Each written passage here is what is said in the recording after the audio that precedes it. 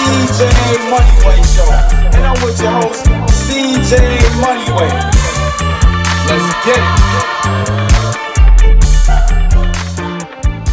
What's up, my good people? Welcome to the CJ Moneyway Show. Today, I'd like to welcome President at ShopX Labs, co-founder and chief officer of data dating. And so, yeah, I know I jacked that all up. But welcome my man Eric to the show, man. How you doing, man? Yeah, what up, CJ? I'm doing really well. I'm really grateful to be here. And based on our previous conversation, like right before the show, I can tell we're going to vibe extremely well. So yeah, it's going to be a good time. Hey, man, I appreciate you coming, man. I know today's the holiday. And so you probably cut short some of the things that you was doing, man. But I'm glad you was able to book today, man. And we're here. So before we get started, man, it was something that I was reading in your bio that was kind of interesting to me. And I would like to know, how was the time spent in Barcelona, man? Oh, dude, it was super chill. So it was a college program a while back. So I was interning in Barcelona, which was better than going to school because interning is much more lax than school. So like, I mean, it's beautiful. It's lax. If you love ocean, if you love seafood, it can't be beat. The culture is relaxing. So like you'd wake up, you go to your internship, you'd end at around 5, you'd take a siesta, then you'd go out at like 10 and you'd be laid out. You'd be out all night and you do it all over again. Yeah, dude, it was fun. People are extremely friendly. They respect. So if you're ever going to Barcelona, I recommend obviously get a bunch of tapas, get a bunch of seafood.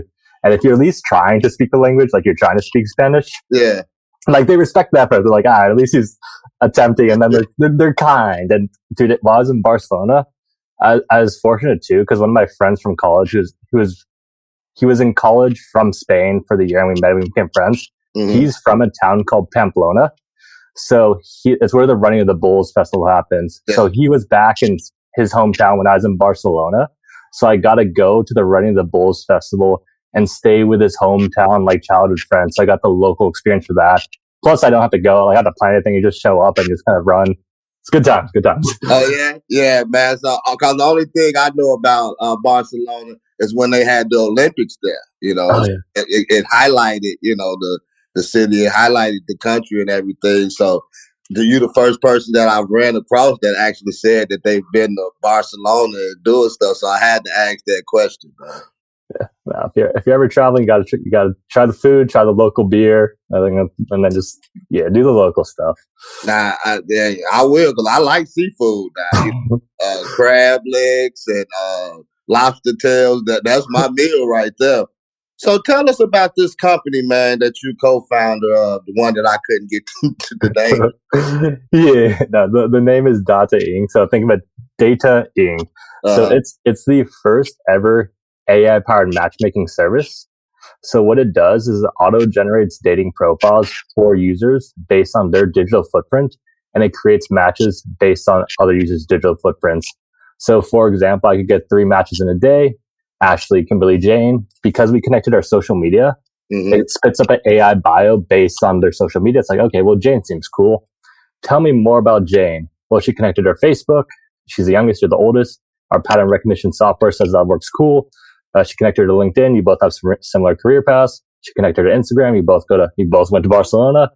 She connected her to Spotify. Oh, you both follow this one obscure artist who has a concert coming up. Would you like me to suggest a date with Jane? It suggests a date with Jane.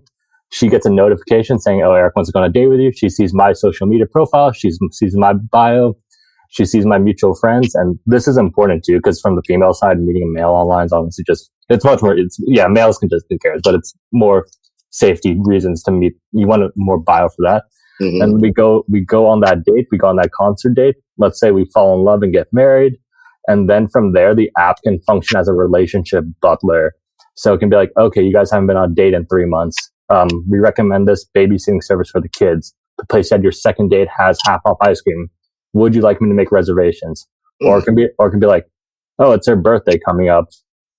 You may not want to miss this. She just added this thing to her Pinterest board. This could be a good gift. What do you think? And then you can make the gift there. So in the dating app market, there are 3 major problems that it solves. Mm-hmm. The first are in the dating app market, the top 5% of users get access to everyone on the app, creating a skewed marketplace. The second reason is it's basically attractiveness. Like, are you hot or not? Swipe left, swipe right. And the third and most interesting issue is the incentive structure behind the dating apps.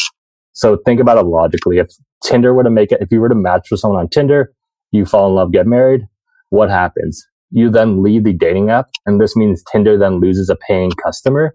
So their incentive is to rely on something called churn marketing, meaning people stay on the apps, like delete the app, download the app, delete the app, download the app. Whereas Data Inc., we're a full service app. So like after we get the match, we will make our money. If you like our service, you like the dates you're suggesting, you pay for a date within the app, we will get a commission. So we're incentivized to get people on real dates. And if they like the service, they don't want to plan dates, they want to use us, they keep scheduling dates, the fee is worth it. It's good for them. And dude, this is the cool part. It's like dating is just like it's easy market penetration just because the dating marketplace sucks for a lot of people. Mm-hmm. But it can be a community building app too. Like it can be like, find me 5 guys in my local area into Muay Thai, into meditation, finds me those guys. Oh, do you guys want to hang out? Oh, we can hang out from there. Or let's say when we meet face to face for the Laker game, we're going to build it out so we can tap our phones. So imagine from the dating aspect, your first date, you tap your phones, it shows you all this stuff in common. And say, oh, this is why you could be a good match, and you can take it from there. But we could do that too. It's like we could tap our phones, say, oh, we're both Laker fans. Yeah. Oh, we both like pizza. We both like this. And then you can build relationships in that way. So like whether it be like an office place, a college freshman meeting a roommate for the first time, just a random stranger at Starbucks, it can help show people what they have in common. And if they want to pursue a relationship after that, they're totally welcome to do so. Man, that sounds pretty cool, man. How long have you guys been doing this? Yeah, so it's relatively new. We've been building it for around like 8 to 9 months, but it's been in the mind of the CEO for a while. So the technology just became available with the rise of AI. So we couldn't have done it before AI became mainstream, but now that AI is mainstream, there are a bunch of people creating apps, and this is just our way to add to the world. And that's an important point I want to touch on too with AI, because technology is inherently neutral. So like there are good ways to make AI, there are bad ways to make AI. So if the overall most people are using AI for bad purposes, that technology becomes bad.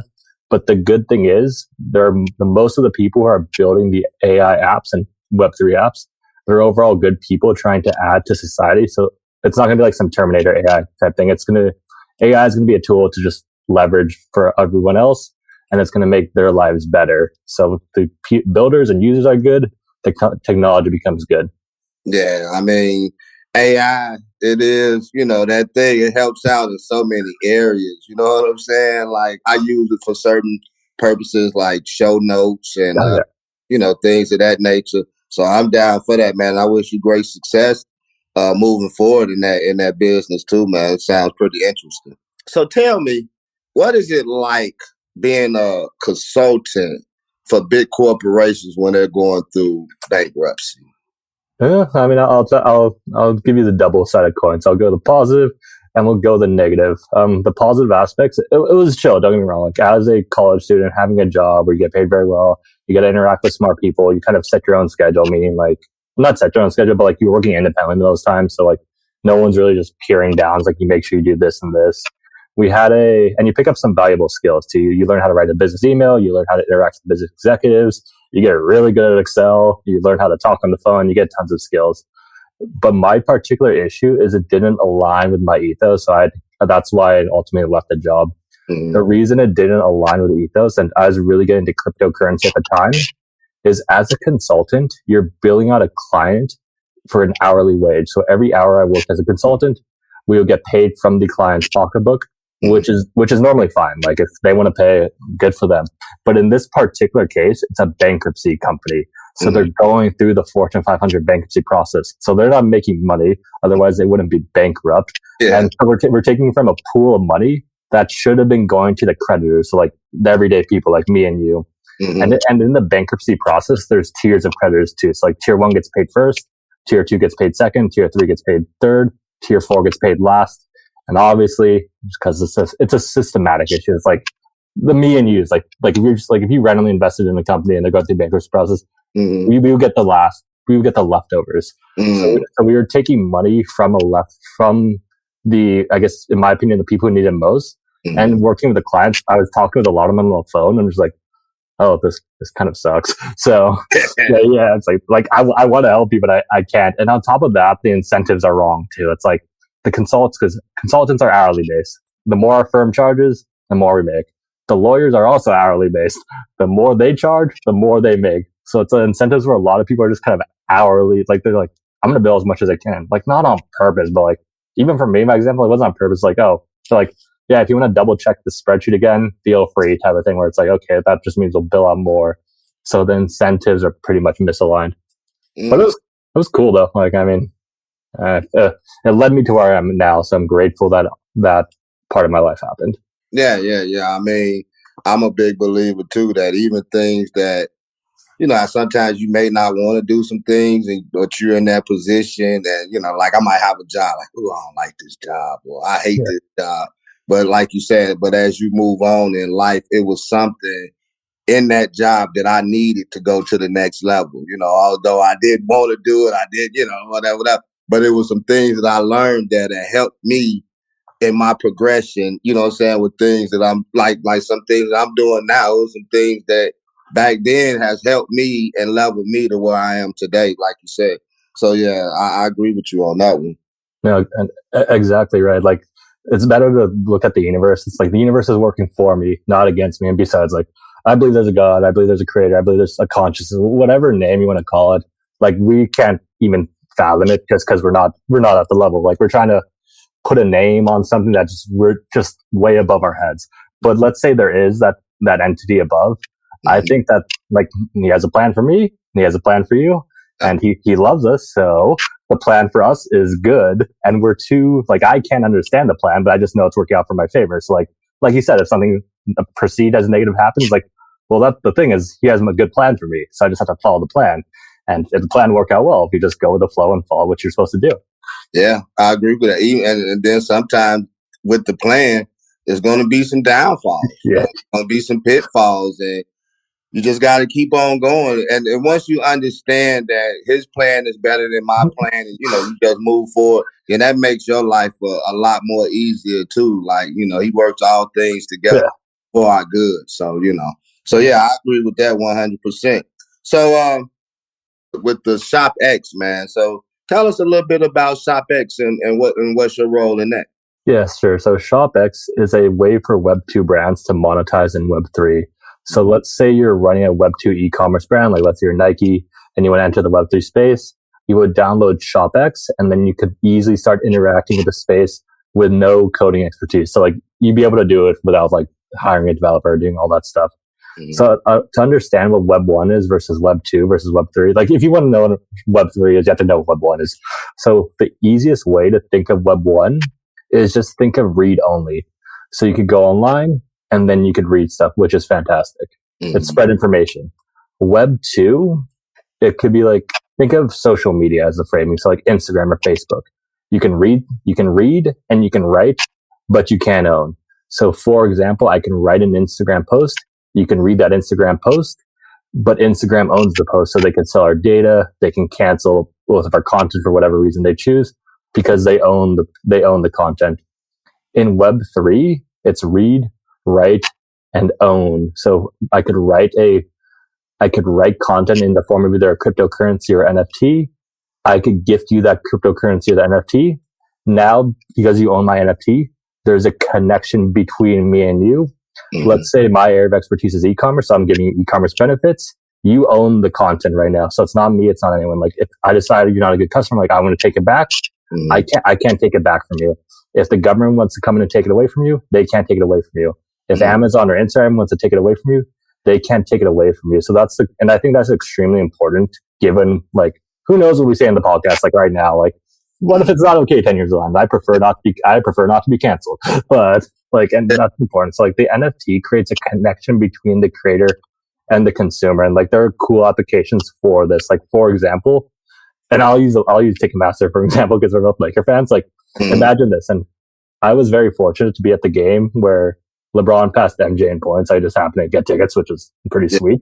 So let's say hypothetically, all the tickets were NFTs. So like, you know, most people take out their phone, they just scan their phone and everything.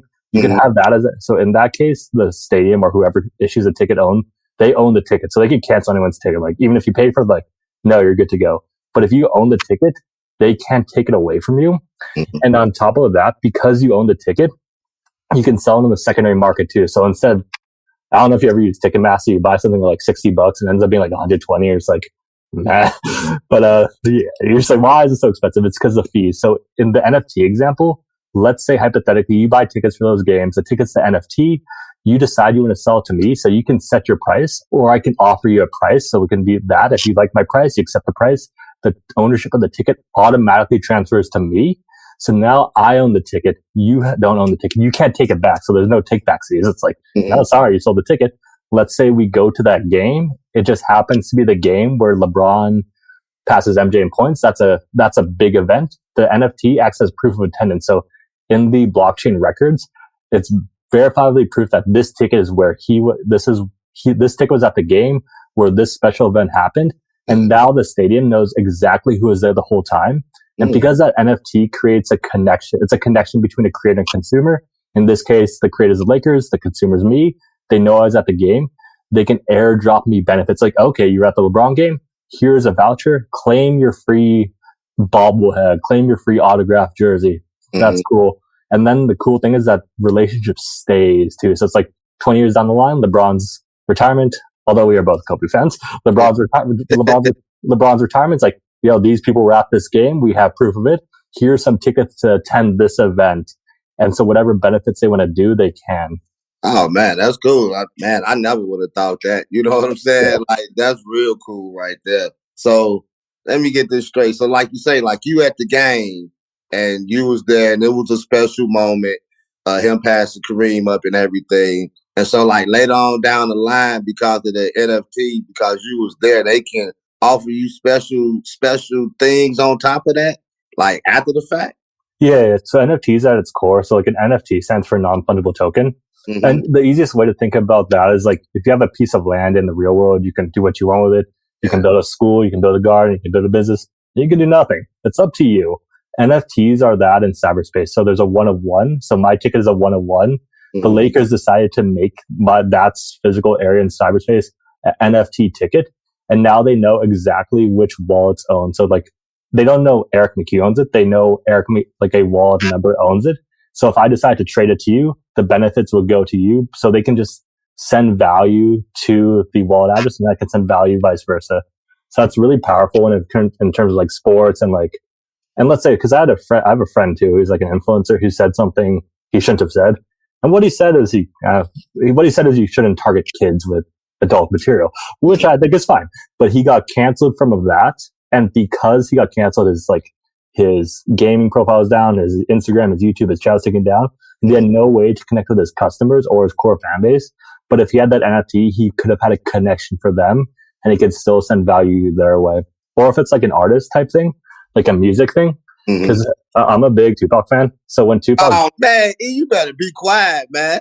Yeah. You said Tupac? Yeah. No, I'm like... Hey, yeah, we brothers. Yeah. I mean, it's the old school rap is...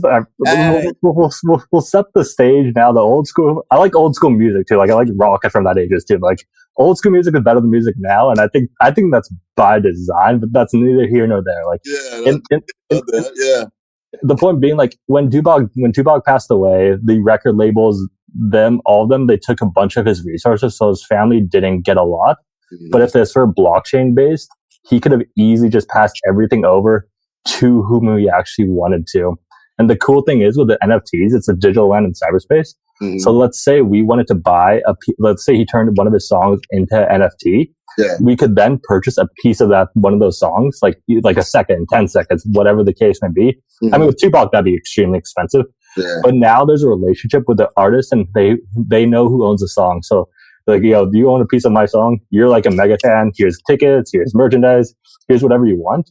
And the cool thing is, if that song were ever to play on the radio and then they get so this is all done on smart contracts in the background. So they could program it. So like every time this song plays on the radio, you could play it 30 million times. Each time it plays, I get paid. And then the artist will get paid every time that song gets played. Because we own a piece of the song, let's say I own a 10th of that song, I could automatically get paid too from that. So because I own that song. Oh man, that's cool, man. I mean, we're going to have to talk a little farther about that, later on some of this stuff that maybe can be done. I want to know more about this, man, because that's real cool. Yeah, Tupac, that's my guy, man. So, E, tell us a little bit about your journey, man, on how you got to where you are now, from where you came from to where you are now. And let's not leave out how intelligent you are, man, with that 140 IQ that you have, man. Yeah, no. And so the journey, I'm just kind of winging it. So I'm living in the present moment. And so I believe in authenticity. So we both believe in God. I think God gave me individual gifts. I think he gave you individual gifts. Mm-hmm. So I think I'm the best me in the world. So if you try to be me, you can't beat me at being me, but I can't beat you at being you. And I also think we're happiest serving other people. So if your goal is to serve as many people as possible, the best way for you to do that is to follow your individual gifts, because you're number one in the world. So I'm just kind of following my intellectual curiosity, and it led me to these two particular companies. So how I got to where I am, I honestly do just winging it. So I graduated college. I interned in Barcelona and DC during college, which both pretty sweet experiences, but they're polar opposites. Like Barcelona is like obviously super relaxed, whereas DC is like 8 a.m. You're in your suit and tie and like the humid, like the swamp metro, and you're just like fully wet backed. Yeah. My first job out of college was worked at Snap, craft their ad algorithm. I mean, that was a cool experience. It was more just like, okay, I want to work in tech. That's a good start. Mm-hmm. Then I got the job as a bankruptcy consultant. And from there, that's when I was really getting into Bitcoin and cryptocurrency ethos. And the consultant job didn't align with that ethos. So that's why I ended up quitting that. I didn't really have a plan. I started going to cryptocurrency meetups in my local area. We met the original ShopX team. We've been building ShopX ever since. And while we were ideating a problem for ShopX, because like a lot of times when you're building like software, it's a bunch of whiteboard stuff, and you're just like, nah. But, like we came up with another problem with affiliate codes, so we spun off another SaaS platform for like a SaaS platform that replaced affiliate codes for brands. That ended up getting funded, and we worked at one of the top incubators in the world. And incubator is essentially startup school. So like our desk clump was next to another desk clump, which is next to another desk clump. And so at that age, I was surrounded by like CEOs, CTOs, CMOs in different levels of companies and in different industries. So I absorbed as much knowledge as I possibly could, and everything we have has just been funneled back into the companies. So we've been running ShopX since then. Data-ing came about because I was on a crypto podcast tour a while back. I went on one called The Crypto Economy. It's with this dude named Mark. We kept in touch. We became friends. And then eventually this random like data thing started following me on Twitter. I'm like, what is this? Oh, it's Mark. I'm thinking of starting this. And we got on the phone. I'm like, oh, this is funny. It's actually a really good idea. And we've been building that ever since. But my biggest impact for me, like the biggest help that I've had is having the spiritual perspective. And that's a long journey of just like self-work, meditation. It sounds a bit woo, but like just being positive and just finding the right materials. I went to a 10-day Vipassana meditation retreat earlier this year, and that's been the most beneficial experience I've ever had. So what that is, it's 10 full days, just straight meditation, noble. Hey, it's Sean Nelson, founder and CEO of Lovesack and host of the Let Me Save You 25 Years podcast. Curious how successful people really made it? Tune in to hear from guests like Travis Mills, a true American hero, and Nate Checketts, co-founder of Roan. We dive deep into their stories and lessons that shape them so you can skip the trial and error and get straight to the good stuff. You can find me wherever you get your podcasts. That's Let Me Save You 25 Years with Sean Nelson. Listen now. This podcast is sponsored by Talkspace. You know when you're really stressed or not feeling so great about your life or about yourself? Talking to someone who understands can really help. But who is that person? How do you find them? Where do you even start? Talkspace. Talkspace makes it easy to get the support you need. With Talkspace, you can go online, answer a few questions about your preferences, and be matched with a therapist. And because you'll meet your therapist online, you don't have to take time off work or arrange childcare. You'll meet on your schedule, wherever you feel most at ease. If you're depressed, stressed, struggling with a relationship, or if you want some counseling for you and your partner, or just need a little extra one-on-one support, Talkspace is here for you. Plus, Talkspace works with most major insurers, and most insured members have a $0 copay. No insurance? No problem. Now get $80 off of your first month with promo code SPACE80 when you go to Talkspace.com. Match with a licensed therapist today at Talkspace.com. Save $80 with code SPACE80 at Talkspace.com.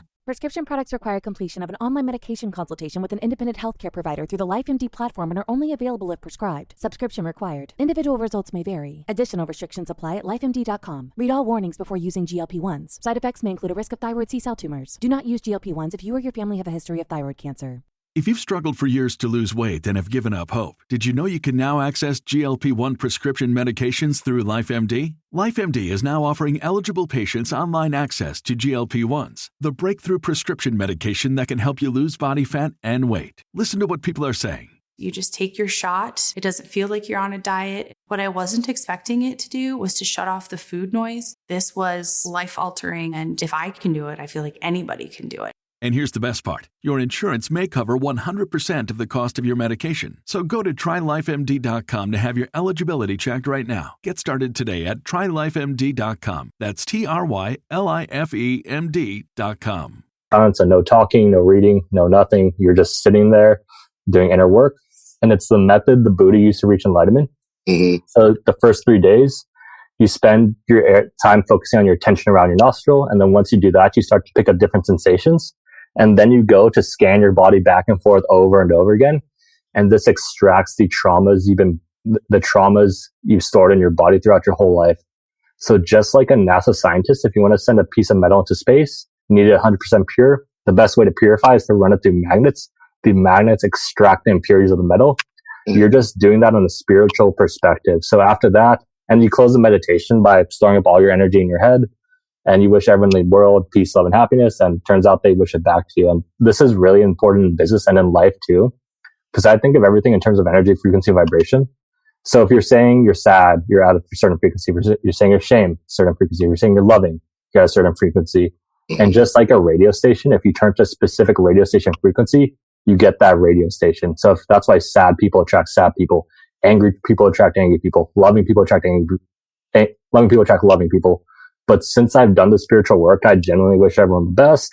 I'm trying to help as many people I have. And it turns out that's really beneficial for me because if I'm wishing you the best, subconsciously, you're going to start wishing me the best. And that's how you build a proper relationship, which either turns into friendship or business relationship. It's like, who cares? Because we're just trying to help each other. We're not trying to wiggle as much value from you as possible. It's like, no, I'm trying to help and you're trying to help. It's a win-win. Yeah, I mean, it is. And like you say, especially like I'm listening to you about the frequency things, and a lot of times what it just boils down to, especially when you say that, I'm wishing you success in your business. You know, it's not taking anything away from me. I just genuinely wish that you succeed, and who knows what kind of partnership, like you say, with the guy that you met and y'all became friends, and now y'all getting into business partnership because of the friendship that y'all created then. And a lot of times it's the renewing of the mind. Like once you start renewing your mind on positive things, and then some things that you used to view negatively, you don't view it the same no more. It's a different type of energy, like you were saying, man. So I do think that the spiritual aspect plays a big part in our development in life. Yeah, and honestly, dude, you kind of need it because, I think where your attention goes, your energy flows. So if you're thinking about negative stuff, that's where your energy is going, and you just mass produce more negative stuff. And on top of that, I believe in quantum too, where in this present moment, all possibilities are happening right now, and the one that we're showing right now is the one we're paying attention to. And on top of that, we're going throughout our day. We're missing 99, we're not consciously registering 99.9% of the stuff that's happening. And if we have that limited capacity to register stuff, if we have a negative frame in our lens, let's say 50 positive things happen, 50 negative things happen, you're only going to see the negative things just because we can't measure everything all. But if you have that positive frame, you're going to see the positive things that happen. And you're like, nice, this day is going well. And then that day goes well. And then all of a sudden you take that energy to the next day. The next day goes well. And then you have 2 good days, goes into a third. Now you're on a streak and now you're on a roll. You get good habits. You slowly get better and better. And so it's a double-edged sword too. It can work negatively too. Mm-hmm. Yeah, I totally agree with you. And so, on top of, you were talking about you and your friend building this one business that you have. How do one build a business from the ground up? Yeah, so it's pretty much just a bunch of failing. So a lot of things. Yeah. So the most important thing is just to start. it sounds cliche, like just to start, but like, let's say you have an idea. You're like, okay, well, the idea is going to sit in your head forever if you don't act on it. Like, you have to act. You can't just like manifest like $1 million and just write that note. It's like, you have to actually take steps to get that. It's like, just start. It's like, create a Google Drive folder or something with a business name. Then, okay, well, I have that Google Drive folder. What do I need? I need an engineering department. I need a marketing department. I need a business development. You break all those folders. Like, okay, I made a marketing department. What goes in there? Oh, social media. Well, I have a social media folder, but I have no social media. And then you make the social media. And like, I think once the teacher's ready, once the student is ready, the teacher appears itself, or once you start walking the path, you just know what you have to do. So you have to do that. You have to set your strong intention too. It's like, so for dating, we're going to match 1 billion happy couples. So because I set that intention strongly, the universe is a quantum collapse into the reality where that happens. But how we get there, I don't know. We're figuring it out as we go along. And on top of that, I view everyone as a conscious creator, whether they know it or not. So when you are building your business, just don't take anything away from anyone and don't harm anyone. And you should be good to go. Because I think we both believe in karma. You do good. If you do good, you get good. But if you do bad, you get bad. So just do good. Yeah, that's a good point to live on. You know, like just put out positive energy and you know, hoping that you get positive energy back. Like you say, basically whatever you put out is what you're gonna get back. And so I like the point where you say that to actually just start writing the things down, you know, even in the book, it say, write the vision plain, you know, and once you start seeing it, then develop it. Because one thing that you said, and I always say this too, I want $1 million, but you know, you hear people saying all the time, I want $1 million, but what are you actually doing to try to get that $1 million? You know, it's like, you got to put it in a plan. Me just saying it is not going to bring it. So if I say that I want $1 million, I got to try to do something to try to get it. Whether I get it or not, that's neither here nor there. But as long as I'm putting forth an effort, you know, not just saying I want $1 million. No, I'm trying to get to $1 million. So a consistent effort too. Like, you can't just put it. It's like the gym. It's like the gym and meditation is all the same. They can't meditate for one day. I mean, meditating for 1 day out of the month is better than zero, but at the same time, going to the gym 1 day a month is better than zero. But like, it's about that consistent effort, just day after day, slowly trudging along, and then you eventually meet your goal. And on top of that, I think it's an important point to touch. It's just a good message. Like, yeah, if you want $1 million, the most logical thing you can do is to be giving with your money too. So if you want $1 million, you want a monetary value, that's perfectly fine. Because to me, money is neutral. You can make money in good ways by adding value to people's lives, fantastic. And you can make money in bad ways by taking away, not so fantastic. But if you want that $1 million, what you want to do is be in the state of abundance, because the universe will recognize your state in abundance and you'll eventually get that $1 million. So how do you show abundance? You give to other people. Because if you're in scarcity, if you're hoarding, you're like, I need every cent, every dollar. I need to stash away like Scrooge McDuck. The universe like, oh, this guy's scarce. He's not getting stuff. But if you're giving your abundance, like, this guy is abundant, and they'll give you the opportunities that you have to take advantage of to get to $1 million. It's not going to give you the $1 million. Like, okay, he's abundant. He meets this guy who can help him. It's up to him whether he wants to follow through with that relationship, or he has this one random idea, like one spiritual like a download. He's like, okay, let's see if this is a good idea, and let's see if he follows through with it. And you just have to keep following through on it, and you'll eventually get that $1 million. I'm gonna keep that one in my memory bank right there, because you know I do agree with that too. You gotta have a giving heart. 'Cause a lot of times I believe, and I'll move on from this, I believe that, you know, when something is given to you, it's not just necessarily for you. You know, a lot of times things that's given to you is actually for others. Yeah. You know, that's just how I look at it. E. But so what? Okay, you explained it earlier. You know what? Nah, we ain't gonna. It talked about you being a chess player. So how good of a chess player are you? It really depends on the competition. It really depends what I'm doing. So like, if I'm serious and I'm playing large games, I'm roughly around 1,100 on my like the account that I actually just try on. But a lot of times I'm really just messing around. Like, I'm trying different things. So like, I'll do different moves. It's like, I'll try to bait them. It's like, I'll just throw out like a random chess move. I'll say, oh, do you want to actually take the piece? It's more so, I'm good. So I can beat some really good people, but I can also lose to some really bad people. It's more about the fun and the hobby of things. But it's had two very important lessons to me. Like, the biggest important lesson I've learned from chess is you could screw up on the last move, or you could have made the best move possible last move. Either way, the best thing you can do in this move is to make the best possible move in this move. And the last move doesn't matter as much. You just have to keep making the best possible move. And then that puts you in the best position to win the game. And the second thing that chess has really helped me with is it helped me clean up my diet. So your diet isn't like just your food you eat. It's the people you're around. It's the content you consume. So just like if you eat bad food, that's bad for you. You have no energy the next day. But if you eat good food, you have good energy. If you're hanging around bad people, you'll have no energy. But if you're hanging around good people, you have good energy. So like I was on Instagram once. I'm like, okay, if I scroll through my reels, how much of these reels add value to my life? It turns out it was zero. So what I did, but at this point I'm 30, so I'm also addicted to Instagram, be it dopamine, just years of training. I'm trying to unaddict myself, but like they did a good job. But now instead of Instagram, I have Instagram on my social media folder, and right next to my Instagram account is my chess.com account. So whenever I feel the urge to mindlessly scroll reels, I'll play a couple of games of chess, which is a much healthier way to redirect that energy into something positive. Okay. So I mean, I just had to ask, because and I take it too. You know, I'm not a chess player. I've had played it, dibbled and dabbled, did it, and so like I look at the things that you're doing just in life, period, and then just focusing on chess.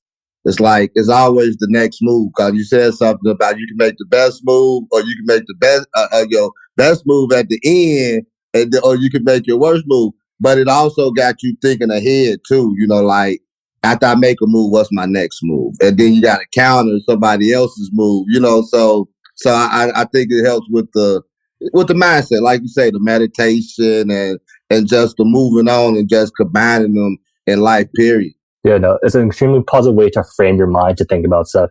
So like I guarantee you a lot of the decisions I make, whether it be in a personal relationship or business, has been affected by chess just because it's been programmed in.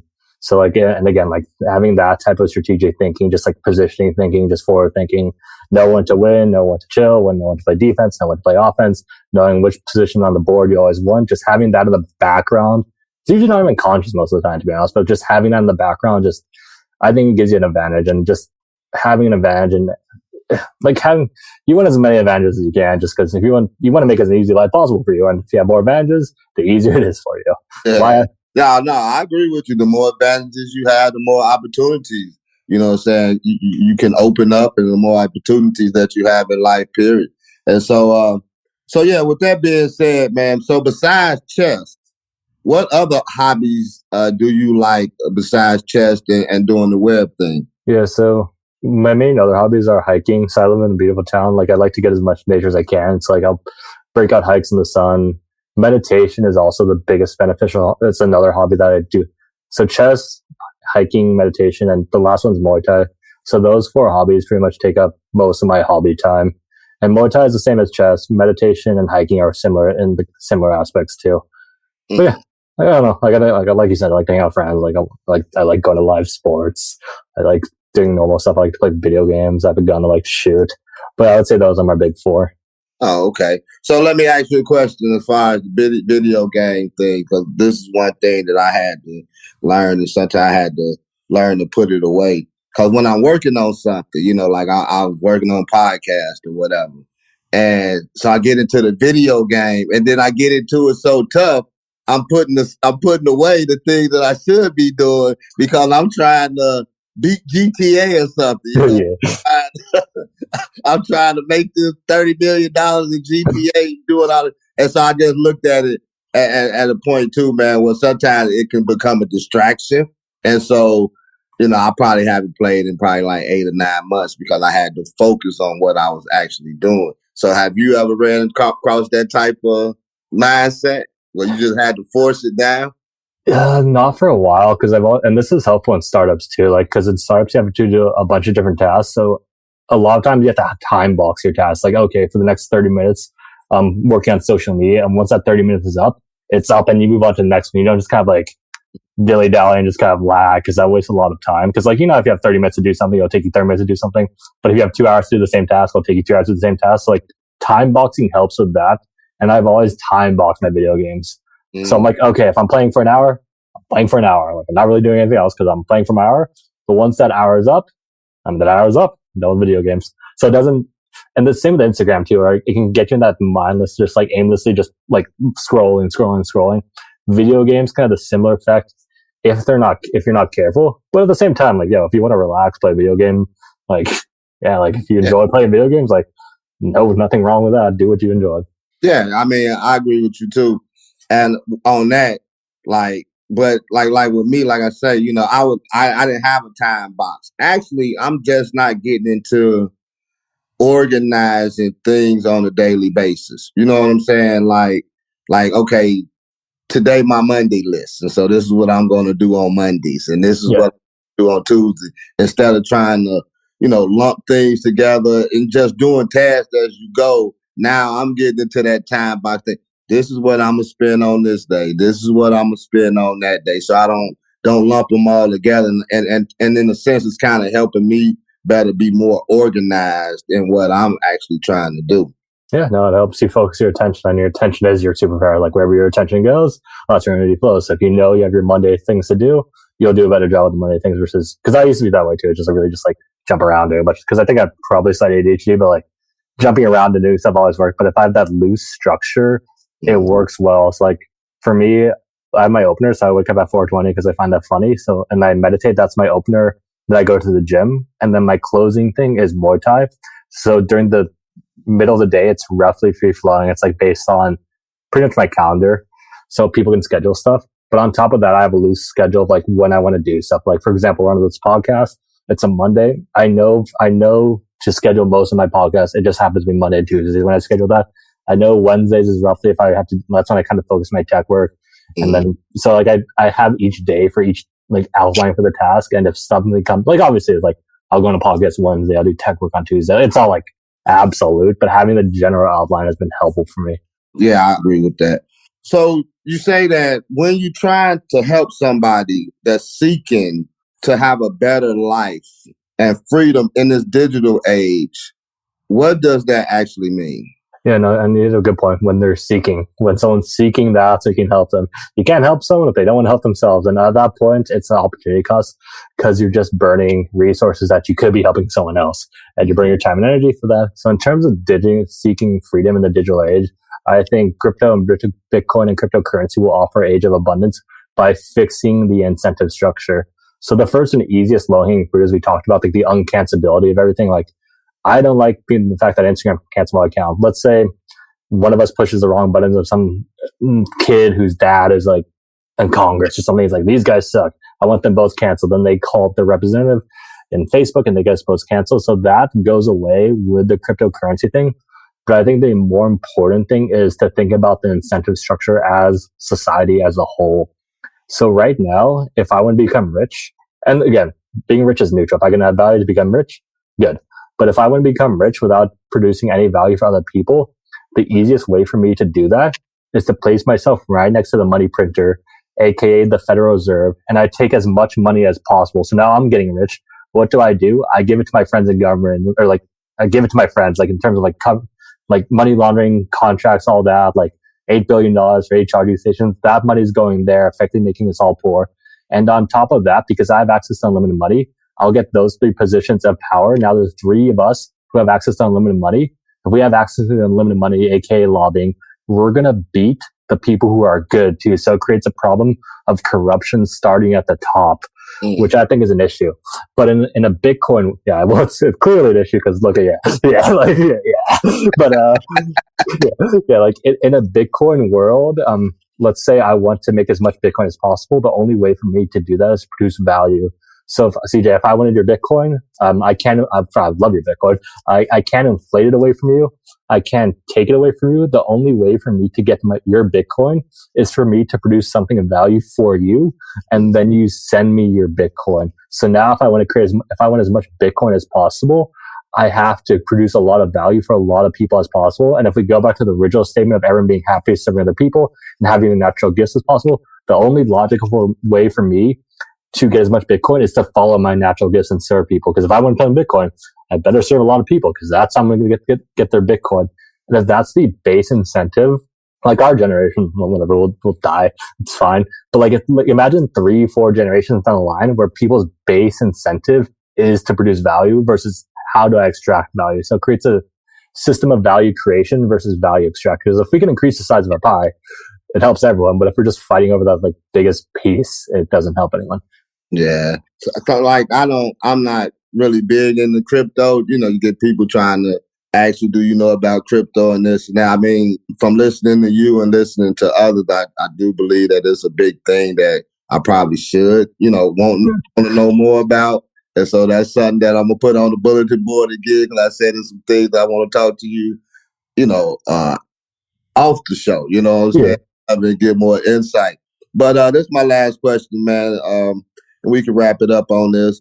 You talked about it earlier. And so, I just want to end it on this note right here. So what is the future of Web3? Yeah, so the future of Web3, and I think it's important for your listeners too. Like if you are interested in cryptocurrency, the best place to start would be a guy named Andreas Antonopoulos. He has YouTube lectures. He breaks it down. He's passionate about it because he's from Greece. His parents also there. That's a good place to start. The future of Web3, I would say it's 10 years out from mass adoption. And for Web3 to be massively adopted, I have to take out my phone, or my mom has to take out her phone, do her Web3 thing, claim the e-commerce benefit, paying everything by tap. And she has no idea what's going on. So I would say that's 10 years out. And the reason it's out and not right now is two main reasons. The first is user interface. So as I can send my mother to a Web3 app, it's confusing. It's just not going to work. So the user interface has to get better. But the cool thing is Web3 is composable, meaning it takes advantage of compound interest of software, meaning people just copy and paste each other's code and optimize it, to be honest. But we have the big players getting in. So like once Nike gets in, they come up with a solution because they're not going to send their customers to like a janky experience. Adidas sees that, Reebok sees it. They have to get in. All the other brands can copy and optimize what Nike did, and it fixes the user interface that way. And the second and more important issue is incentives. Like right now, a lot of people don't have any reason to interact with the Web3 space. So it's like, why would I interact if I don't care? Like I have no real reason. I have no skin in the game. And that's where companies like ShopX and other companies are helping with it. Like ShopX, you like the brand's e-commerce benefits with a Web3 product. You buy the product, you get the benefits, you're in the space, you learn more because you have some skin in the game. Or for example, if our biggest client is Fox TV, they showed Krapopolis, they have an NFT collection. You get exclusive benefits. So you get like merchandise, your crab chicken may show up on the show, you get exclusive content. If you want that content, you enter the space, and more brands are doing that. So in terms of the evolution of Web3, so we're at like Web 2.5 right now. Web 3 is again like 5 to 10 years out. I would say Web 4 is like the metaverse, VR, AI, crypto, just all baked into one. So like if you've seen the movie Ready Player One, I think it's gonna be like that, which I think is slightly dystopian. So I think Web 5 is everyone's gonna have enough of that. Like, all right, I have enough of this. I'm gonna go outside and get some sun. Yeah. Because it always circles back. It's always a spiral. So yeah, man, very, very interesting stuff, man, that you laid on us today. So in closing, man, is there anything else besides the Web3s and things that you're working on and your ShopX and the dating app, man? Is there anything else that you're working on that we can look forward to? No, those are the two things that are calling me right now. I mean, I'm always doing the inner work, and I have to push this one last time. If you haven't tried meditation, it's been the most beneficial thing I've ever started. So check it out if it interests you. But if not, obviously feel free to ignore, because no one can force them to do anything. I get you. Hey, so this has been your boy and my man E. We going to a Lakers game too when I come. Yes, sir. My man, I hope you got something from it today. Enjoy your day. Sit back, meditate, get your mind right, and let's make that $1 million with this crypto. All right, man. It's your boy CJ Moneyway. We out of here.